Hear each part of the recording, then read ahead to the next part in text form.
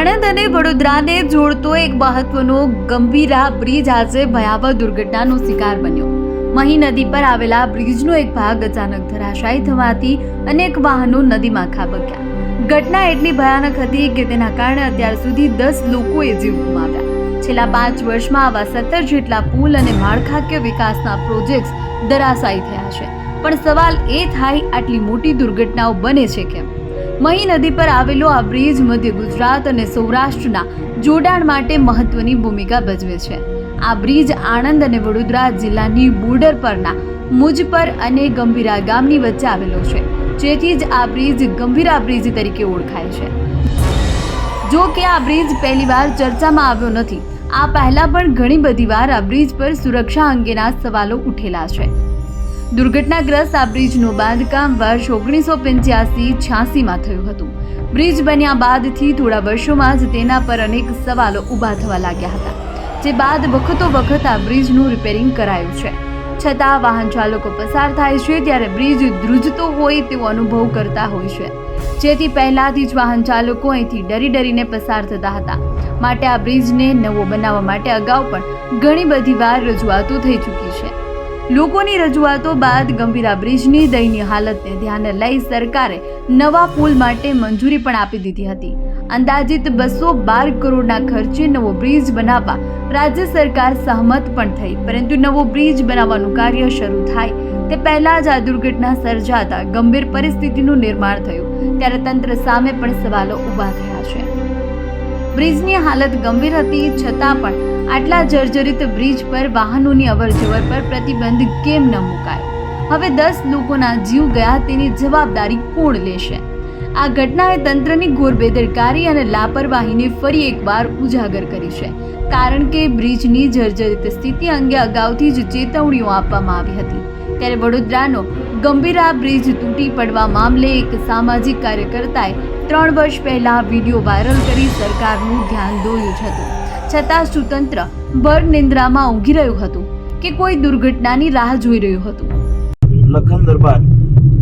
હવે સાહેબ, કેટલા દિવસથી હું તમને ફોન કરું છું, પેલા મુજપુર ગંભીરા જે બ્રિજ છે એ બાબતની વાત કરવા માટે, રજૂઆત કરવા માટે અમારા એક મિત્ર જિલ્લા પંચાયતના સદસ્ય હર્ષદસિંહ પરમારે પણ આપણે લેખિત રજૂઆતો પણ કરી છે. અને એ બાબતે આપણે રજૂઆત કરવા માટે કેટલા દિવસથી ફોન કરું છું, પણ આપ ફોન ઉઠાવતા નથી. હવે એ બાબતે આખું બ્રિજ એકદમ ખલાસ હાલતમાં છે સાહેબ. આખા બ્રિજની હાલત ખસ્તા છે અને કેટલા બધા દિવસો થઈ ગયા, હજુ કોઈ કામગીરી થઈ જ નથી. તો લોકોનું જીવના જોખમે લોકો જાય છે, તો શું કરવાનું? એનું કંઈક તો કરો. ફરીથી દરખાસ્તનું રિમાઇન્ડર આપ્યો કે ભાઈ આ બ્રિજ તાત્કાલિક અમને નવો કરી આપો, કાયનું સ્ટ્રેન્થનિંગ ચાર્જીસ કરો. કોને તમે મોકલ્યું? કોને મોકલ્યું તમે? મેં મારા એક્સિયરને મોકલી આપ્યું છે ફરીથી. અરે પણ સાહેબ, આવું ના હોય. તમે હે અને એ અમારી ડિઝાઇનમાંથી ઓછી ડિઝાઇનની ટીમને બોલાવી છે. એકવાર તો આપણે કન્સલ્ટન્ટનું સર્વે કરાવી લીધું. હા, ત્યારે સજેશન જે આપ્યા એ પ્રમાણેથી કે અમને લાગતું નથી કે આ પ્રમાણેથી લાગુ થશે, એટલે ફરીથી અમારું જે ડિઝાઇન સેલ છે ને એને આપણે બોલાવીએ છીએ. તમે તાત્કાલિક આની વિઝિટ કરી અને આ ચાલે કે કેમ એનો અમને સર્વે કરી આપો. ચાલે એવું તો લાગતું નથી સાહેબ. કદાચ મને એવું લાગે છે કે રિપોર્ટ આપણે એવું આપણાથી કેસમેન્ટ ના લેવા, આપણને લાગે જ છે. હે અમને એક કન્સલ્ટન્ટ આપણને તો લાગે જ છે કે હવે નહીં કાઢી શકે સમય. હા, પણ એવું પેપર પર જોઈએ એટલે આપણે ડિઝાઇન વાળાને પણ સાહેબ કેટલા બધા દિવસો થી આવ્યું હોય તો કઈક એનો બીજો રસ્તો કાઢો. આટલા બધા દિવસ આપણે રાહ થોડી જોયા કરવાની. કયા ડિપાર્ટમેન્ટમાં? મેં ગુજરાત ગવર્મેન્ટમાં પણ ફોન કર્યો. હે બ્રિજ છે એને મારો તાત્કાલિક બંધ થોડી કરાય. અરે બંધ ના કરશો, પણ તમે કંઈક ને કંઈક એ લોકોને એવી રજૂઆત કરો કે આ તો અર્જન્ટ બેસિસ પર કરવું પડે. આમાં થોડી રાહ દેખ્યા કરે. હા, હવે પાછા પેલા મંત્રી બદલાઈ ગયા હતા, પાછી તમારી પ્રોસેસ લાંબી થઈ જશે. અકસ્માત થાય તો બહુ મોટો અકસ્માત થઈ શકે. પણ મોટો સાહેબ, હું તમને વિનંતી કરું છું ને, તમે ફોન ઉઠાવતા નથી. આવું થોડી હોય. અમારે સામાજિક માણસોને તો ફોન ઉઠાવવા પડે ને.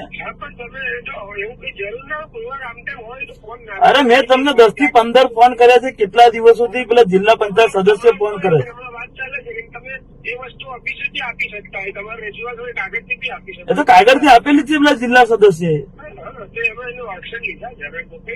આ તો કેટલા દિવસ થશે? આમ આવતા કેટલા દિવસ થશે કે પછી બધું? તમે કયો હોદ્દો? તમારો હોદ્દો કોઈ જવાબદાર હોદ્દો જ નહીં. તમારો હોદ્દો જવાબદાર હોદ્દો તો છે ને વડોદરા જિલ્લામાં?